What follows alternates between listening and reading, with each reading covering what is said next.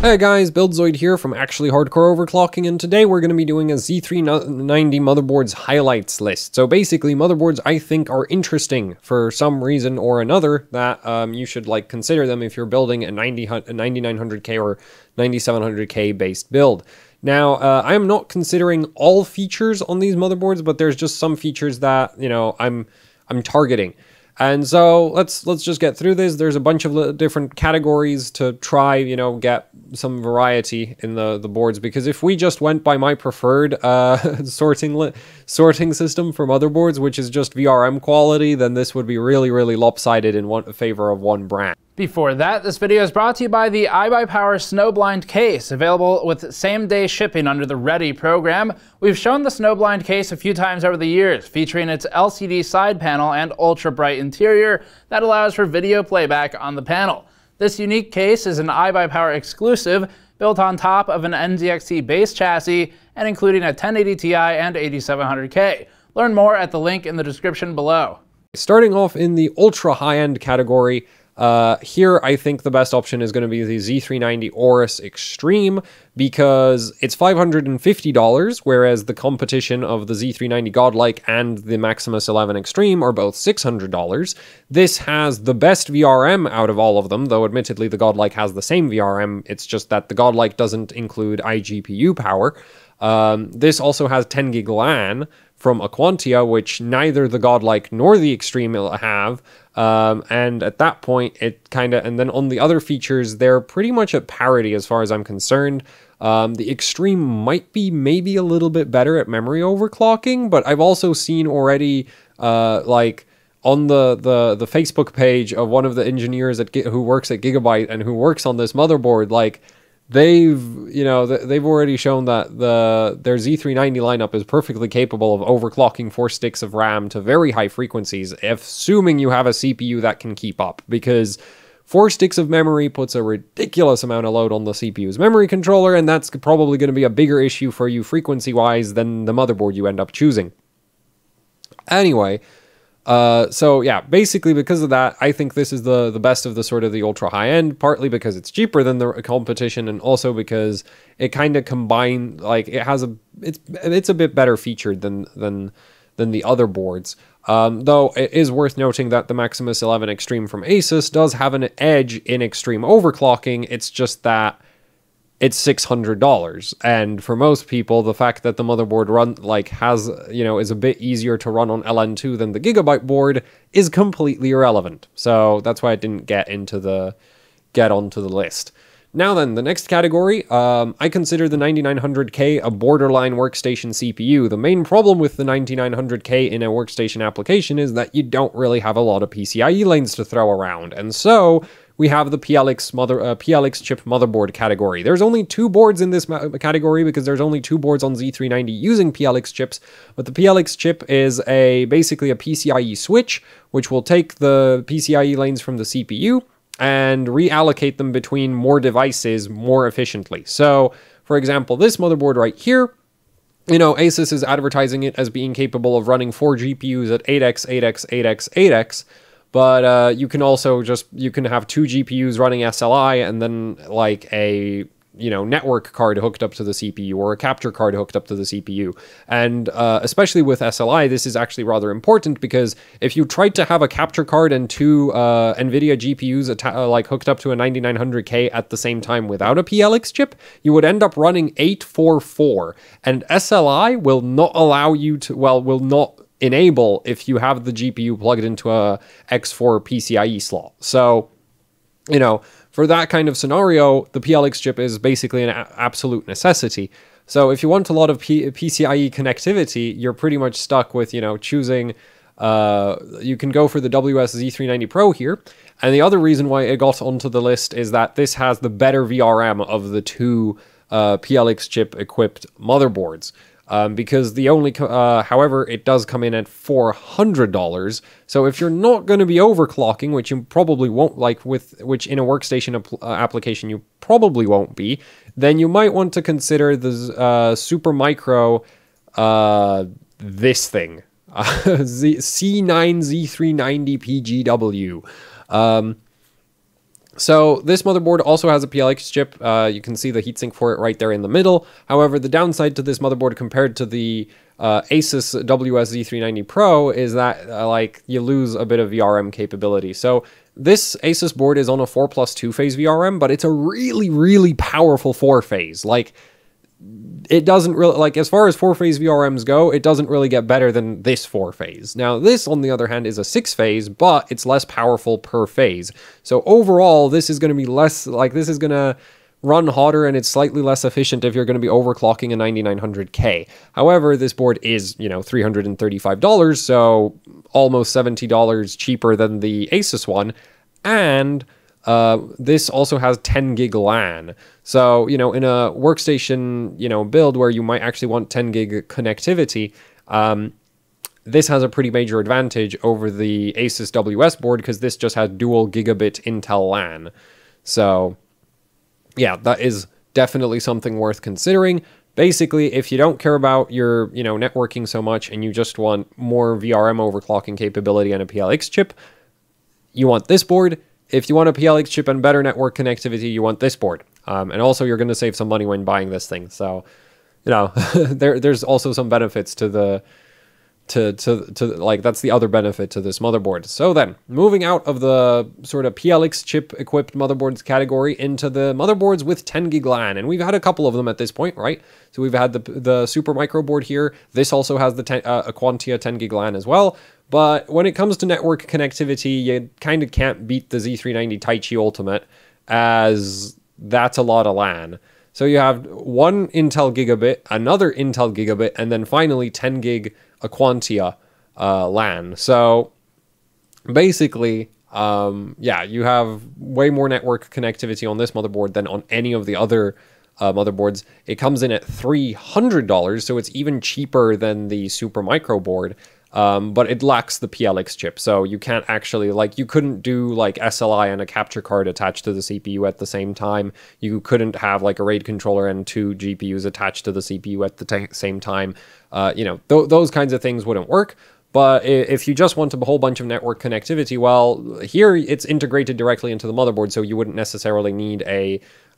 you might not need a network card at that point, though probably if you're considering a network card, then you're probably going for a lot, maybe more than just, you know, three ports total. But yeah, this is a really solid option. This has actually, out of all of the sort of workstation-y motherboards, this basically has the best VRM. ASRock has it, they're advertising it as a 12 power phase design, which is accurate, that's fine. But what you need to consider is it's actually a 10+2 phase. So there's 12 phases total, which is what they're going with here.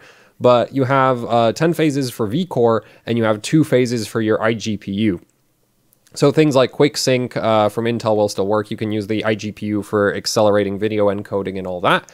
And at the same time, you get a 10-phase vCore VRM. Now, it is worth noting that out of all of these boards per phase, this board has the weakest phases. So this has stronger phases than the Taichi, except the Taichi has like 4 more phases, and this has even stronger phases, that like way stronger phases than what the Taichi has. It's just that this is on 4 of them instead of 10. So the Taichi does actually end up being like on paper, this VRM is slightly less efficient than what you get on the WS Pro from Asus, but this does have a much more substantial VRM heatsink, and so overall this it will probably end up running cooler. So that's also something worth considering. And yeah, that's kind of why this motherboard made it onto the list. It's a really good balance of, like, you have a ton of networking, you have a pretty good VRM. It's not great, but it's pretty good. And, you know, it's full, like, you have your power reset, you have your postcode, you have everything else you could really want from a motherboard at this price point, except I personally would prefer a stronger VRM in this situation. Now the next category, ITX, little boards. There's really only one choice I can see here, and that's this choice, the Z390 Phantom Gaming ITX/AC from ASRock. And the reasoning for this is simple. With ITX, you run into this funny issue where you can have disproportionate amounts of CPU cooling relative to the amount of VRM space there is on the motherboard. The fact of the matter is there's just not enough space to put a proper VRM on these things, and ASRock's done the best job of just cramming as much VRM as they can. So what you get is a 5-phase V-Core VRM with plus 2 phases for iGPU. You get a pretty substantial VRM heatsink with what looks to be a lot of surface area for the V-Core VRM right there. And the cool thing is that ASRock's actually like these chips right here. Those aren't just any old power stages. Those are Intersil's ISL 99227Bs. These are 60 amp smart power stages. They're basically some of the best power stages used across like on Z390. So, and those are also used in the V-Core VRM. So you basically get a combination of really, really good components in the V-Core VRM, and also one of the most substantial heatsinks I've seen on an ITX motherboard for VRM cooling on Z390. And so for that reason, I think this is going to be the best choice for a, you know, ITX Z390 motherboard. It also helps that it comes in at only $190. So it's not even the most expensive ITX offering out there. And, you know, build quality wise, I think this is pretty much the clear winner. So yeah. ASRock has quite a win here with the Phantom Gaming ITX board. Now then, MATX, this is the neglected form factor, is probably the best way to put it. You have basically two choices the way I see it. You can get a ROG Maximus 11 Gene. This board got onto the list because it has the best VRM out of all the MATX motherboards. This is a 5+2 phase VRM, so you have 5 phases V-Core, 2 phases iGPU. There's two 60 amp power stages in each of the phases from International Rectifier, so those are IR3555s, Asus's favorite power stage. Apparently they bought a truckload of them a long time ago, and so they keep using them everywhere now. But the issue, the issue with this motherboard is that it's $412 and on Newegg right now, and that's mainly because they don't actually Asus doesn't ship this board to the US proper. So currently, what's going on, as far as I'm aware, is that Newegg is basically buying the motherboard from Europe and importing it, and that makes it really expensive. But as far as the VRM goes, like the thing is, these are ridiculous phases. Like per phase capability, like peak current capability on each phase is something like 120 amps, assuming you had enough cooling to actually deal with that much current going through each phase. So this is the most efficient VRM on MATX you could get.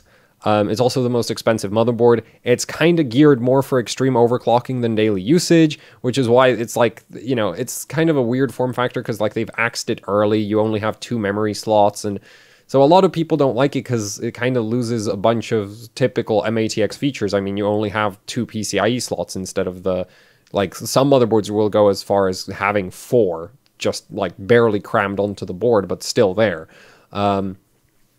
Whereas this, you know, it has 1 PCIe slot, there's voltage read points down there, you have a postcode, you have a whole bunch of LN2 overclocking controls right up there. There's the DIMM.2 slot, which we can actually see occupy, yeah, so that's the expansion card, weird cart block looking thing right there. That's the DIMM.2 slot. That's where you actually install your extra M.2 SSDs.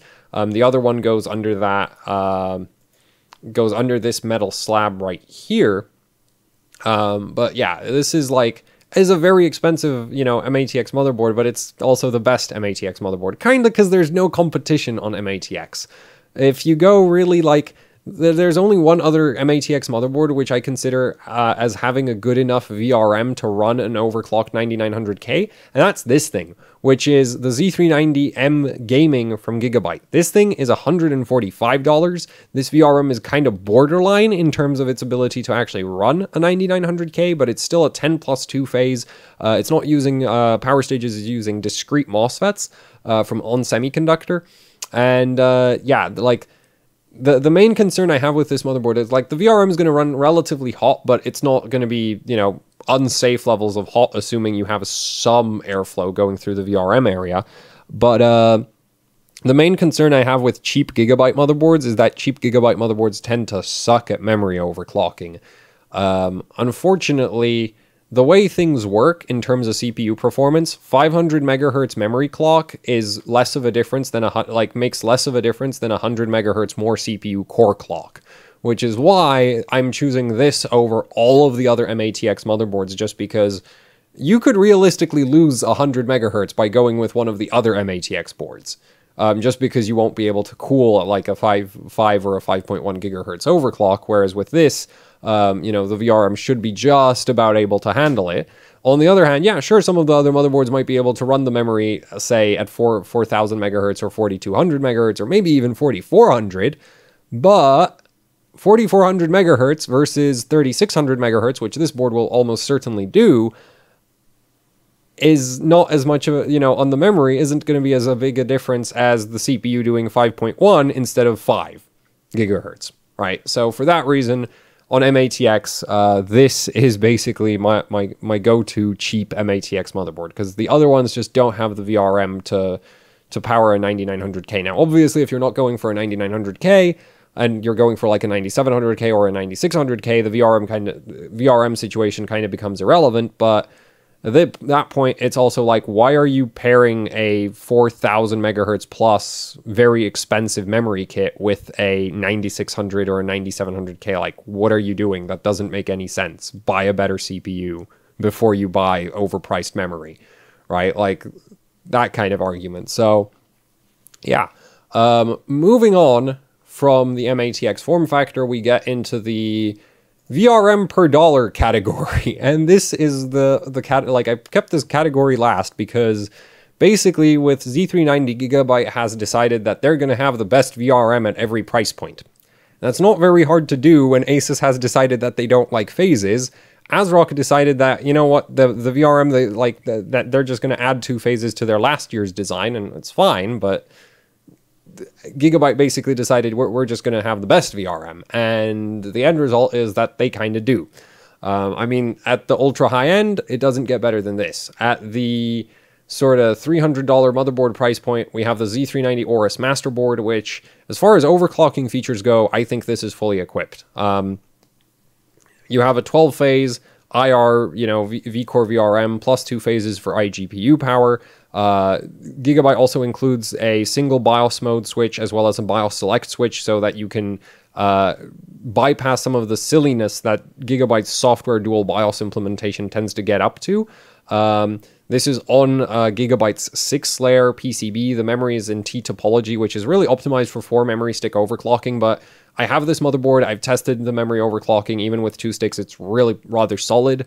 Not really had any issues with it, so this is a really well-balanced motherboard, and it just has the best VRM at the $300, around the $300 price point, as this thing comes in at $290. So it's actually a bit below that. And it really has kind of like overclocking feature-wise, it has basically everything. The only thing I wouldn't necessarily recommend this motherboard for is LN2 overclocking, because while this motherboard has all the necessary voltages, they're applied after boot instead of at boot. And that actually makes a huge difference, because if you apply them after boot, that means you can't boot the motherboard at like minus 150. You have to boot at minus 110, because just Coffee Lake is weird like that, okay? If you could actually set the voltages earlier directly at boot up, then you could boot at much lower temperatures, and something like the Maximus 11 Gene does that, and a lot of the other like ROG boards do that. The ASRock Tai Chi, I think, does that as well, but if you're not doing extreme overclocking, that feature is completely irrelevant, in which case this has the best VRM heatsink, best VRM, and BIOS-wise, like, you know, it has the dual BIOS kit functionality. Like, there's a lot, like, I like this motherboard. It's just that in extreme overclocking, there's motherboards that kind of do that a bit better, but that's kind of irrelevant to most people anyway. So that's how that got onto this list. Now, if we start lowering the price point a bit, what about $250? Well, Gigabyte's got you covered with the VRM again. Hey, it's another 12-phase, and it's still using power stages. So this time it's on Vishay Semiconductor 50 amp power stages. These are a little bit like the International Rectifier 40 amp power stages. They're a bit less efficient, at least on paper, but they're a bit smarter than the power stages used on this motherboard. This still uses the same 6-layer PCB, so memory overclocking is going to be exactly the same as on the Master. And it still keeps all of the extreme overclocking voltages. It drops the BIOS switches, and you lose some of the sort of you lose some of the buttons on the motherboard. But overall, like, this is very, very close to the Master in terms of features, It's just like, yeah, you like, personally, the main complaint for me is that it loses the single BIOS mode to get rid of some of the issues the dual BIOS causes. But yeah, like, as far as the VRM goes at $250, it really doesn't get better than this. And this still has a really substantial VRM cooling solution on it. And then as we keep lowering the price point, it just gets worse, because that VRM that Gigabyte uses on the Ultra board, well, they're still using it on the Elite board as well. This is the same 12-phase V-Core VRM as you got on the Ultra, except this motherboard is the Z390 Aorus Elite. This thing comes in at $180. At this price point, most of the competition is running like 4 phases. And, well, basically that means, you know, this is the only motherboard at this price point. Like, this has just, like, it's not even fair at that point. Like, this VRM is so much better than what everybody else is running that, you know, that's why this motherboard is on the list, while everything else at this price point isn't. This is just going to be the best at overclocking a 9900K. Now, what is worth noting is that from the Ultra, the difference here is that this is on a 4-layer PCB. And I actually have a motherboard based on this same 4-layer PCB. I have the Z390 Aorus Pro from Gigabyte, and I gotta say that thing is not great at memory overclocking. Honestly, like, Gigabyte has in their advertising for these motherboards claims that they do up to 4266 megahertz and beyond. In my experience, it's more like 3866. Admittedly, I'm testing with a memory kit that has an XMP profile of 3733, but that memory kit that I'm using regularly hits over 4000 megahertz on like all of my other motherboards except the Z390 Aorus Pro and 1 or 2 other Gigabyte motherboards. So, you know, that's kind of the situation there. So, you know, but you do get a really solid VRM, and at this price point, you know, it's like, why are you buying a really expensive memory kit is going to be my first question, if you run into the memory support issues that this could have, because, like, Gigabyte has QVL'd a few 4000 plus megahertz kits for this board. It's just like, I don't have those, so I can't really verify how true those claims are. I'm taking them with a grain of salt because I have a memory kit that regularly runs 4000 megahertz plus on everything else, just not this PCB. So, yeah, but VRM-wise, there's no competition at this price point. And with a 9900K, again, your priority is maximum CPU core clock. The memory is basically irrelevant once you hit sort of 3200, 3600 megahertz, which this board will still do, right? That'll still work. It's just that, yeah, so VRM first, memory second is the priorities I have. Now then, going even cheaper, we get into motherboards that can technically run a 9900K, but it's really borderline. The Z390 UD, the Z390 Gaming X, and the Z390 Gaming SLI from Gigabyte. All of these run the same 10 plus 2-phase VRM that we saw on the Z390M Gaming. These go all the way from, you know, they're from $130 to $150. This VRM is borderline acceptable for the 9900K. And again, you know, memory makes less of a difference than CPU clock, which is why I'm favoring this motherboard over all the other motherboards at this price point. And actually, a lot of the other motherboards at this price point are, in my opinion, just straight up not, like, shouldn't even be allowed to change core voltage on a 9900K past like 1.2 volts. Like, you shouldn't be able to manually set the CPU to run more than 1.2 volts, all 8 cores at the same time, because the VRMs on the competition at this price point are just bloody awful. Admittedly, if you're on like a 9700K or a 9600K, the VRM stops being so important, and you can look for like some balance of features that you might want or something. But if you want to run a 9900K on a cheap motherboard, your main issue is going to be that the VRM is going to overheat once you start overclocking. And that's why this is sort of the motherboard that, like, this is the bare minimum I would go for with a 9900K, and I wouldn't really consider this a good choice anyway. This is, like, it'll run it, especially if you get some VR airflow over the VRM, but there are better motherboards out there, and they're not, you know, we're only, like, admittedly, okay, it's not a small increase in price to go to the Elite from the Ultra Durable, but this is also really, like, there's no features on this motherboard either, right? Like, it is really barren in terms of the I/O and just really everything, in terms of USB connectivity, and just, like, yeah, there's barely anything on this motherboard. So I would really recommend, like, if you're going to be running a 9900K, this would be like the bare minimum of what I would go for.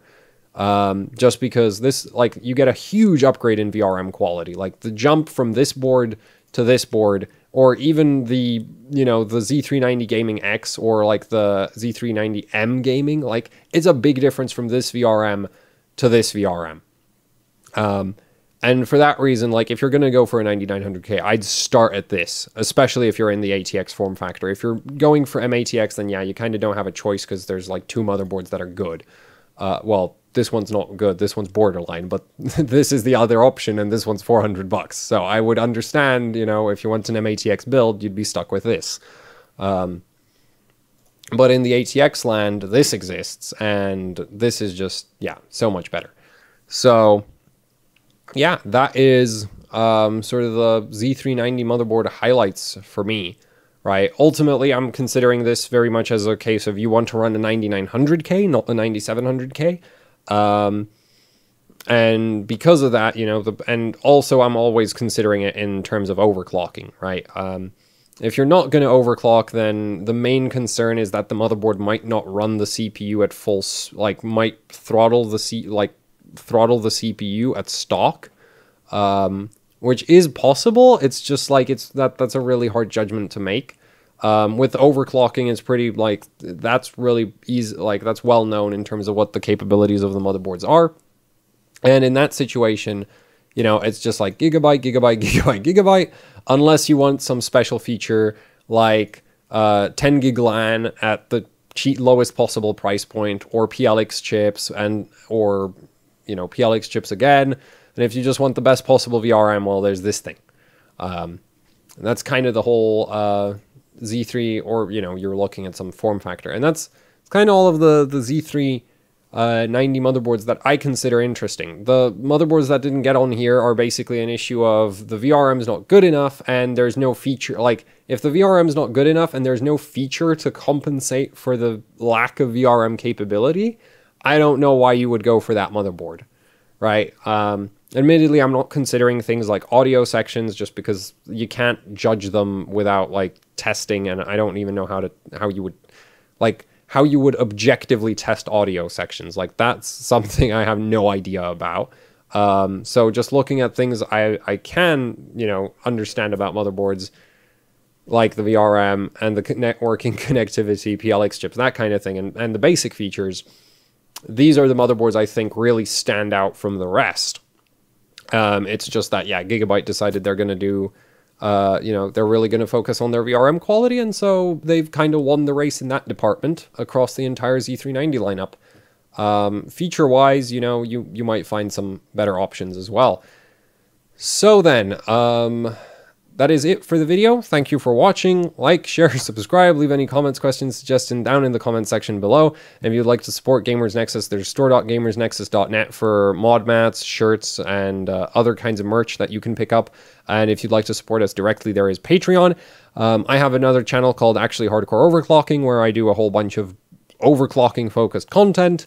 And it would be kind of cool if you would check that out. And yeah, that's it for the video. Thanks for watching, and goodbye.